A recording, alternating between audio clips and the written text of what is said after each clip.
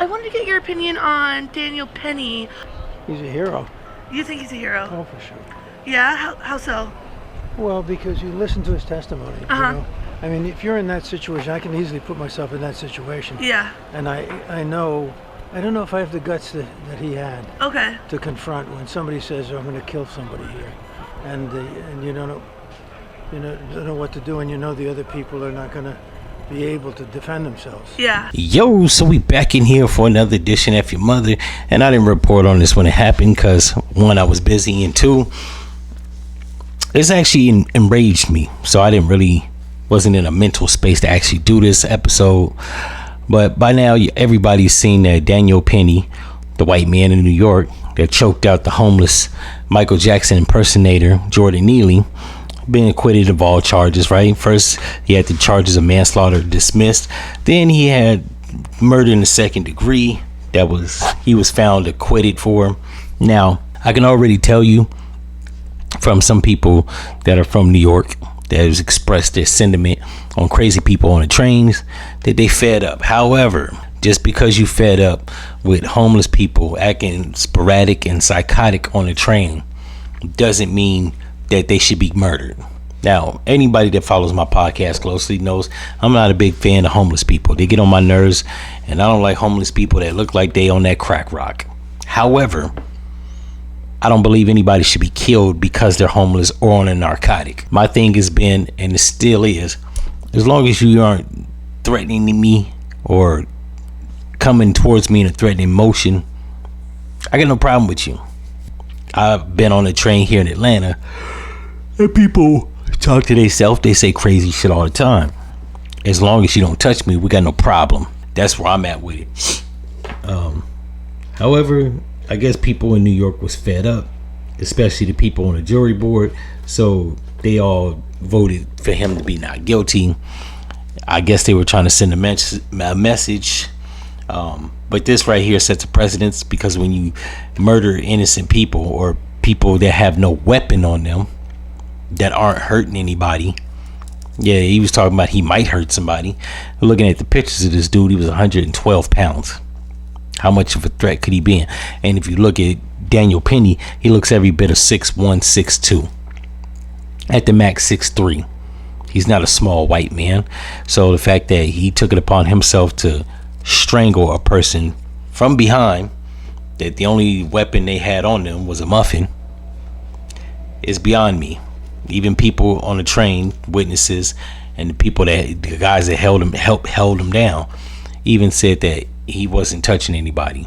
He wasn't physically motioning towards anybody of the sorts. So the fact that, like, the people in New York on the jury board actually found him not guilty, this could have been anybody. Could be one of your loved ones. But I guess they don't see it like that. And here in America, we've gone and normalized murdering innocent people. Now, a lot of people are going to say this bullshit about he had charges for this and that. I don't think that whatever you're charged for in your past should be condemnation on you being killed in the present. That's just where I'm at with it. I've done a lot of criminal shit back in my past. If somebody was to kill me now, it shouldn't have any bearing effect on what I did in 2002 or 2015. This is 2024. We're in the fucking present. If that's the case, a lot of people are walking around with dirt on their hands from shit they did a decade ago. And like, if we were to pull up everybody's past, a lot of people would be on the chopping block and getting like offed. I'm just gonna keep it real. So this right here is a bad look for New York. But he was acquitted, and there's double jeopardy, so he's not gonna be recharged. I really do, though, feel the same sentiment as leader of Black Lives Matter. We need some black vigilantes. That's right. People want to jump up and choke us and kill us for being loud. How about we do the same when they attempt to oppress us? Right. I'm tired. I feel like if they're gonna legalize it and the state ain't gonna do nothing, hey, whatever happens is whatever happens. And one of my favorite mob movies, what he said, let's just say everything's everything. If somebody was to decide to take the matter into their own hands, then what people would be calling foul.